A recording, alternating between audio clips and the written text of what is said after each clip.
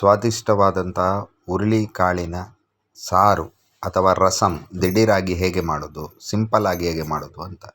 ಈ ಹುರುಳಿಕಾಳಿನಲ್ಲಿ ಒಂದು ವಿಶೇಷತೆ ಇದೆ. ಯಾರ್ಯಾರಿಗೆ ಕಾಲಿನ ನೋವಿನ ಸಮಸ್ಯೆ ಹಾಗೂ ಕಾಲಿನಲ್ಲಿ ನಿಶಕ್ತಿಯ ಥರ ಅನುಭೂತಿ ಆಗ್ತದೆ ಅವರಿಗೆ ಇದೊಂದು ರಾಮಬಾಣ ಆಗಿದೆ. ಮೊದಲಿಗೆ 100 ಗ್ರಾಮ್ನಷ್ಟು ಹುರುಳಿಕಾಳನ್ನು ತೆಗೆದುಕೊಳ್ಳಿ. ಆನಂತರ ಅದನ್ನು ಒಂದು ಅರ್ಧ ಗಂಟೆ ಮುಕ್ಕಾಲು ಗಂಟೆಯಷ್ಟು ನೀರಿನಲ್ಲಿ ಸೋಕಿ ಇಟ್ಟು ತದನಂತರ ಸ್ವಚ್ಛವಾಗಿ ತೊಳೆದು ಈ ರೀತಿ ತಿರುಗಿಸಿ ಮೇಲೆ ಬಂದಿರುವಂಥ ಹುರುಳಿಕಾಳನ್ನು ಕುಕ್ಕರಿಗೆ ಶಿಫ್ಟ್ ಮಾಡಿಕೊಳ್ಳಿ. ಈ ರೀತಿ ತಿರುಗಿಸಿ ಹಾಕೋದ್ರಿಂದ ಅದರಲ್ಲಿ ಯಾವುದಾದ್ರೂ ಕಲ್ಲುಗಳಿದ್ದರೆ ಅದು ಪಾತ್ರೆಯ ತಳದಲ್ಲೇ ಉಳಿತದೆ. ಅದೇ ರೀತಿ ಅದಕ್ಕೆ ಒಂದು ಹಸಿಮೆಣಸಿನ ಕಾಯಿಯನ್ನು ಕಟ್ ಮಾಡಿ ಹಾಕಬೇಕು.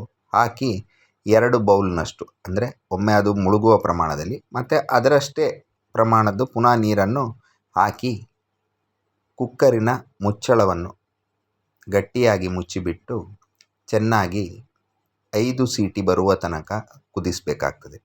ಈ ಹುರುಳಿಕಾಳಿನಲ್ಲಿ ಇನ್ನೊಂದು ವಿಶೇಷತೆ ಏನಿದೆ ಅಂತೇಳಿದರೆ, ಇದು ನಾನಾ ರೀತಿಯ ಕಾಲಿಗೆ ಸಂಬಂಧಪಟ್ಟಂತಹ, ಶಕ್ತಿಗೆ ಸಂಬಂಧಪಟ್ಟ, ತ್ರಾಣಕ್ಕೆ ಸಂಬಂಧಪಟ್ಟ ಎಲ್ಲ ಸಮಸ್ಯೆಗಳಿಗೂ ಕೂಡ ಆಹಾರದ ರೂಪದಲ್ಲಿ ಒಂದು ಔಷಧವಾಗಿರ್ತದೆ. ಇದು ರುಚಿಯಲ್ಲೂ ಕೂಡ ಅತ್ಯದ್ಭುತವಾದ ರುಚಿಯನ್ನು ಕೊಡ್ತದೆ. ಇದನ್ನೀಗ ನೋಡಿ 5 ಸೀಟಿಯನ್ನು ತೆಗೆದಿದ್ದೇನೆ. ಆದ್ದರಿಂದ 5 ಸೀಟಿ ತೆಗೆದಾದ ನಂತರ ನೋಡಿ ಈ ರೀತಿ ಕಂದು ಮಿಶ್ರಿತ ತಿಳಿಯಾದ ಬಣ್ಣಕ್ಕೆ ಇದು ಬರ್ತದೆ. ಇಲ್ಲಿಗೆ ಮುಗಿದೋಯ್ತು ಅಂತ ತಿಳ್ಕೊಳ್ಬೇಡಿ, ಇದು ಇನ್ನೂ ಮುಗಿದಿಲ್ಲ. ಇದಕ್ಕೆ ನಾನೀಗ ದೊಡ್ಡ ಗಾತ್ರದ 5 ಬೆಳ್ಳುಳ್ಳಿಯನ್ನು ತೆಗೆದುಕೊಂಡಿದ್ದೇನೆ. ಈ 5 ಬೆಳ್ಳುಳ್ಳಿಯ ಎಸಳುಗಳನ್ನು ಸಿಪ್ಪೆ ಸುಲಿದುಕೊಂಡು ನಾನು ನನ್ನ ಬಳಿ ಇರುವಂತಹ ಸಾಂಪ್ರದಾಯಿಕ ಕುಟಾಣಿಯಲ್ಲಿ ಒಂದೊಂದಾಗಿಯೇ ಹಾಕಿ ತೋರಿಸ್ತಾ ಇದ್ದೇನೆ ನೋಡಿ. ಈಗ ಇದನ್ನು ಜಾಸ್ತಿ ಜಜ್ಜಬಾರ್ದು, ಬರೀ ಒಂದೊಂದು ಏಟು ಬೆಳ್ಳುಳ್ಳಿಗೆ ಬೀಳುವ ಥರ ಮಾಡಿ ತದನಂತರ ಪಾತ್ರೆಯಲ್ಲಿ ತೆಂಗಿನೆಣ್ಣೆಯನ್ನು ಇಟ್ಟಿದ್ದೇನೆ ಒಗ್ಗರಣೆಗೆ. ಅದಕ್ಕೆ ಸಾಸಿವೆಯನ್ನು ಹಾಕ್ತಾ ಇದ್ದೇನೆ. ಸಾಸಿವೆ ಚಟಪಟ ಆಗಲಿಕ್ಕೆ ಆರಂಭವಾಗಿದೆ. ಸಾಸಿವೆ ಚಟಪಟ ಆದ ಕೂಡಲೇ ಅದಕ್ಕೆ ನಾನು ಜಜ್ಜಿಟ್ಟಂತಹ ಬೆಳ್ಳುಳ್ಳಿಯನ್ನು ಸೇರಿಸ್ತಾ ಇದ್ದೇನೆ. ಜಜ್ಜಿಟ್ಟಂತಹ ಬೆಳ್ಳುಳ್ಳಿ ಸಾಧಾರಣ ಕಂದು ಮಿಶ್ರಿತ ಬಣ್ಣಕ್ಕೆ ಬಂದು ಪರಿಮಳವೆಲ್ಲ ಪಸರಿಸಬೇಕು. ಅಲ್ಲಿ ತನಕ ಒಗ್ಗರಣೆಯನ್ನು ತೆಗಿಬೇಡಿ. ಈಗ ನೋಡಿ ಕಂದು ಬಣ್ಣಕ್ಕೆ ಮಾರ್ಪಾಟಾಗಿದೆ, ಚೆನ್ನಾಗಿ ಬೆಳ್ಳುಳ್ಳಿ ಬೆಂದಿದೆ.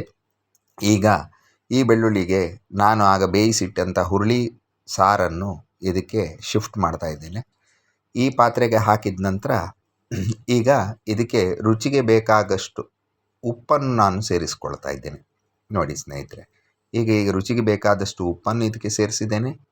ತದನಂತರ ಇದನ್ನು ಚೆನ್ನಾಗಿ ಕುದಿಲಿಕ್ಕೆ ಒಂದು 2ರಿಂದ 3 ನಿಮಿಷಗಳ ಕಾಲ ಬಿಟ್ಟರೆ ಸಾಕು. 2ರಿಂದ 3 ನಿಮಿಷಗಳ ಕಾಲ ಕುದಿ ಬರುವಾಗ ಅದು ಅದರ ಒಂದು ದಪ್ಪವನ್ನು ಬದಲಾಯಿಸಿ, ಅಂದರೆ ಈಗ ತೆಳ್ಳಗಿದೆ, ಮೀಡಿಯಮ್ ದಪ್ಪಕ್ಕೆ ಬರ್ತದೆ ನೋಡಿ. ಈ ರೀತಿ ಕುದಿ ಬರಬೇಕು. ಚೆನ್ನಾಗಿ ಕುದಿ ಬಂದ ಕೂಡಲೇ ಆ ಬೆಳ್ಳುಳ್ಳಿಯ ಒಗ್ಗರಣೆಯ ಅರೋಮಾ ಆಗಲಿ, ಆನಂತರ ಮೆಣಸಿನ ಖಾರ ಆಗಲಿ, ಉಪ್ಪಾಗಲಿ ಎಲ್ಲ ಸಮತೋಲನಕ್ಕೆ ಬಂದು ಸ್ವಾದಿಷ್ಟವಾಗಿ ರುಚಿಯನ್ನು ಕೊಡುವ ನಿಟ್ಟಿನಲ್ಲಿ ಇದು ತನ್ನ ಪ್ರಮಾಣವನ್ನು ಇಳಿಸ್ತದೆ ನೋಡಿ. ಆಗ ಬೌಲ್ ಫುಲ್ ಇತ್ತು, ಬೌಲ್ನಲ್ಲಿ 2% ನೀರು ಆವಿಯಾಗಿ ಹೋಗಿದೆ, ಅಂದರೆ ಅದು ಗಟ್ಟಿಯಾಗಿದೆ, ತೆಳ್ಳಗಿದ್ದದ್ದು ನೋಡಿ. ಈಗ ಈ ರೀತಿಯ ಹುರುಳಿಕಾಳಿನ ಸಿಂಪಲ್ ಸಾರು ರೆಡಿಯಾಗಿದೆ. ಈ ರೀತಿ ಬೆಳತಿಗೆ ಅನ್ನ ಇದ್ದರೆ ಭಾಳ ಒಳ್ಳೆಯದು.